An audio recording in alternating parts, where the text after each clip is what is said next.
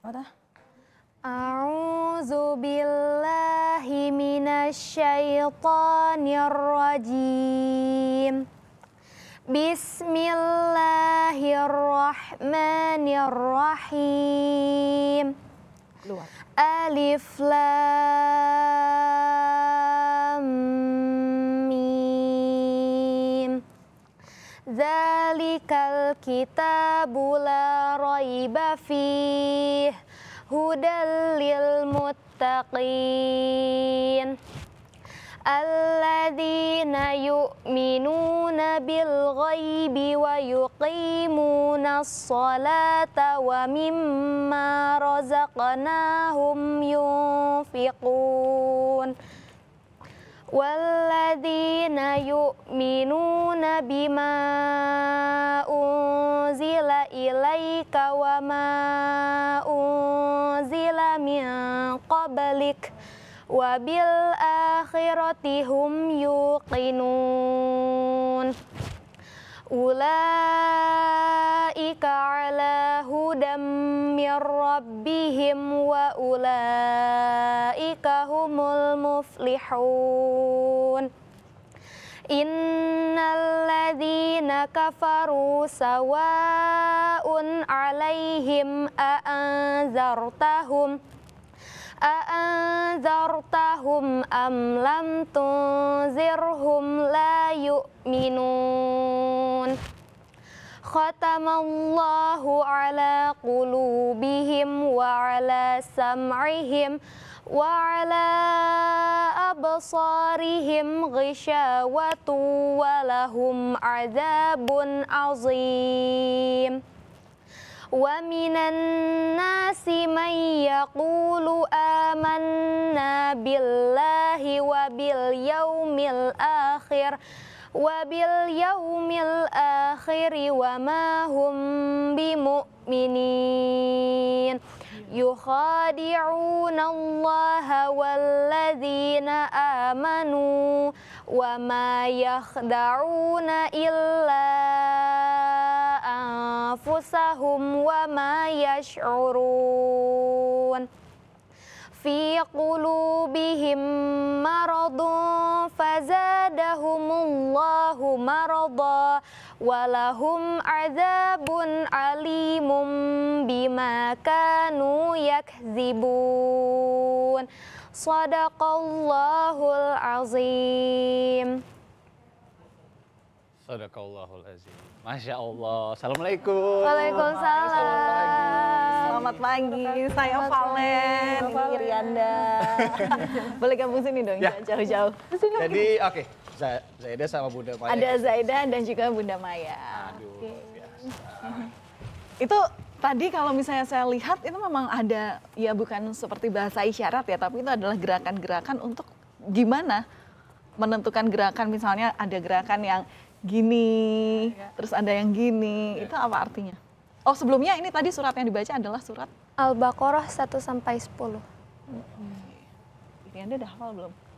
Alif Lam Mim. Masya Allah. Jadi di samping kami sedikit mengenalkan lagi Valeniana, ada Zaida ya. Iya. Dan juga ada Bunda Maya. Ini adalah salah satu atau salah dua begitu ya, penghafal Al-Quran dengan metode gerakan tadi ya, Iya. Bunda Maya. Nah, tadi melanjutkan apa yang Valen tanyakan. Ya. Gerakan-gerakan itu apa artinya ya? Oke, bismillahirrahmanirrahim. Jadi gerakan-gerakan yang tadi diperagakan oleh Zaida saat membaca Al-Quran itu sebetulnya isyarat tangan kita itu kan sifatnya universal ya. Ya. Kalau coba saya tanya deh sama Mbak Valen, kalau isyarat tangannya makan gimana? Nah ya bisa begini. Beda-beda ya? Kalau senyum. Valen gini, yang dia Ya, gini ya? tapi kan sama-sama kita tahu ini gerakan begini tuh artinya sedang makan. Nah jadi sebetulnya tidak ada baku dalam metode ini untuk gerakan seperti apa sih gerakannya, harus begini kah, harus begini, nggak ada. Tapi semua orang karena tahu gerakan tangan itu sifatnya universal, mau kita pakai bahasa Inggris, mau pakai bahasa Arab, pakai bahasa Cina. Nah itu sebetulnya adalah untuk menguatkan hafalan kita. Oke. Untuk menguatkan dan terlebih lagi hafalan ini kan dalam bahasa Arab, itu kan bukan bahasa kita sehari-hari. Itu dia. Nah, jadi ini sangat membantu gitu ketika kita apa ya habis ini, oh ya yang begini nih atau yang begini nih, oh makan gitu. Jadi itu sangat-sangat membantu kita untuk menghafal karena pertama ini bukan bahasa kita sendiri, kemudian juga untuk menginternalisasikan nilai-nilai dari apa yang sedang kita hafal. Oke. Nah, tapi benar nggak kalau mau belajar Al-Quran, menghafal gitu ya istilahnya, sebelum kita tahu gerakannya, kita harus menghafal tajwid dulu? Oke, ini jadi salah satu yang kami kembangkan juga di metode kami ini. Biasanya kan kalau orang menghafal Al-Quran itu nggak cuma sekedar dia bisa baca Al-Quran, pasti harus melewati tahap-tahapan, ada yang namanya tahsin, harus betul makhrajnya, harus betul tajwidnya. Oke. Nah, sementara di kita Bacanya ini, dulu lah ya? harus betul banget kan bacaannya. Nah, sementara di kita ini anak-anak yang belum bisa membaca Al-Quran atau jangankan anak-anak deh ya, orang dewasa yang tidak bisa membaca Al-Quran bisa langsung mengikuti hafalan dengan metode kita. Karena apa? Karena kita ini metodenya talaki. Talaki itu, jadi misalnya saya ngebacain, Mbak Valen ngikutin. Ngulangin apa yang saya baca. Ngulangin aja gitu. Itu salah satu caranya yang pertama ya, yang sangat memudahkan. Karena memang biasanya kalau kita meniru itu lebih mudah gitu ya, meniru orang yang pertama ngucapin dulu terus kita ngikutin. Iya. Gitu. Jadi bisa dibilang Zaida belajar sama Bunda Maya kan waktu itu ya, awalnya ya. Tapi Zaida sendiri pas awal dari mulai belajar Qur'annya, baca Qur'annya, itu langsung pakai metode ini? Enggak pakai gerakannya dulu, oke, awalnya baca dulu ya. talakinya dulu. Talakinya. Jadi Umi bacain, ya aku ngulangin. Oh, ini Uminya? Oh, Masya Allah. Mirip apa Iya. Baru tahu. Oke. Kemudian juga kalau awalnya Umi Maya, Umi Maya. Ini tuh, jadi kalau kita balik dulu deh. Kalau metode penghafalan Al-Quran itu kan sebenarnya ada beberapa ya. Ya. Nah, kalau diajarkan di metode gerakan ini sebenarnya metode terbaru atau sebenarnya memang sudah lama? Sebetulnya ini bukan ditemukan ya, judulnya tuh lebih tepatnya diilhami oleh Allah kepada suami saya, Ustadz Bobi, itu tahun 2011.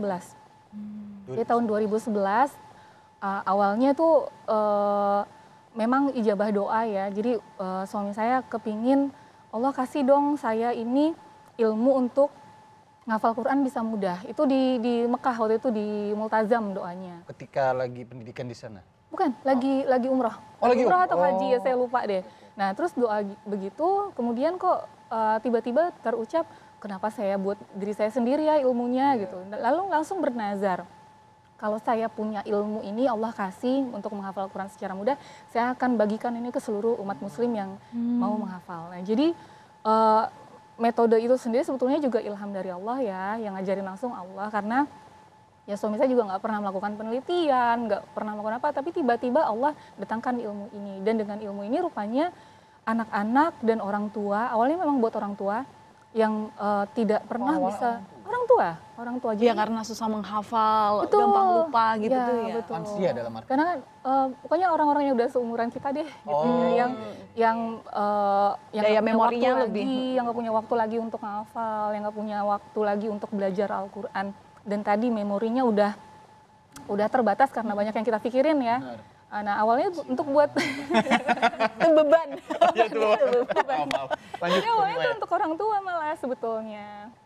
Nah, ketika buat orang tua kok bisa ya, buat anak-anak juga pas kita uji coba kok bisa juga ya. Akhirnya udah semuanya berjalan secara bersamaan. Ya. Buat orang tua bisa, buat anak-anak kecil bisa. Bahkan kita dalam satu kelas itu bisa ada bapaknya, ada anaknya ngafal bareng-bareng. Kan biasanya kalau kita di sekolah nggak mungkin kan anak belajar sama bapak dalam satu kelas kan. Sedangkan kita insya Allah bisa. Sejak tahun berapa berarti Mbak? 2011. 2011. Nah 2011 itu aku panggilnya jadi apa ya? Bunda Maya aja. Bunda Maya aja ya. Ada Umi Maya nggak apa-apa? Umi Maya nggak apa-apa. Umi Maya. Jadi waktu 2011 itu awal diajarin dulu ke Umi Maya.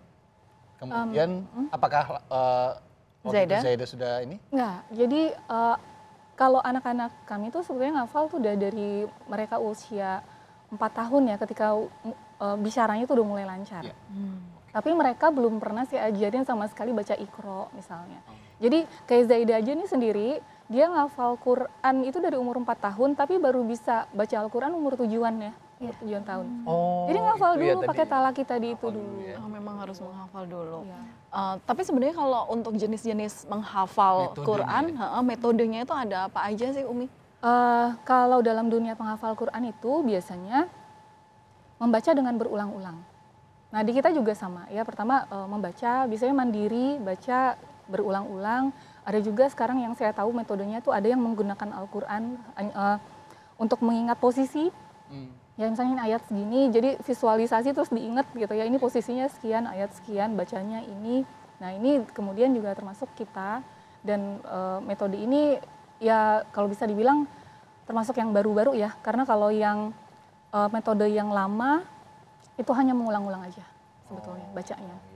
Iya. Dan lebih ke visualisasi tadi yang digunakan ya? Ya, kita Gimana menggunakan penempatan tadi ya. Nah, Zaida ini kan informasinya juga sekolah di Mesir ya?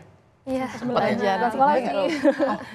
4 bulan aja ya Kak, kayak short course. Kayak short course gitu ya. Boleh nggak diceritain itu kira-kira short course-nya apa, kemudian bagaimana dampak ke Zaida sekarang setelah sekolah di Pengalamannya Mesir? gimana? Gimana sih waktu itu? Ya alhamdulillah kemarin berkesempatan ke Mesir untuk ngambil sanad. Jadi sanad itu kayak bisa dibilang kayak ijazah. Ijazah cerita dulu kali ya. Jadi kemarin waktu ke Mesir itu pas banget lagi musim dingin dan aku juga di sana tinggalnya di pedesaan, jadi bukan kota yang banyak gedung-gedung mewah gitu. Tapi justru kayak gitu malah penduduk-penduduknya juga mendukung hafalan. Jadi pas banget sebelah tempat tinggalku itu emang pasar. Jadi kalau kita mau belanja makanan buat masak sendiri kan, itu tinggal keluar langsung ke sebelah gitu. Tapi terkadang ada yang harus beli di pasar yang rada jauh, dan itu naik Sendiri kendaraan. Ada temennya, Oh, ada teman orang ada Indonesia juga ya? dari orang Indonesia juga. Naik kendaraan umum itu orang-orang penduduknya bukan, kalau kita biasanya buka HP gitu. Aku juga waktu pertama kali buka HP ternyata penduduknya masyarakatnya bawanya Al-Quran, mushaf-mushaf kecil. Jadi itu justru yang mendukung hafalan juga waktu di sana. Short course-nya itu lebih ke hafalan juga waktu itu? Setara. Dan plus ngambil ijazah tadi ya untuk Iya. penghafal Quran gitu ya? Tapi kalau di sana udah familiar belum sih dengan menghafal Quran, dengan gerakan gitu?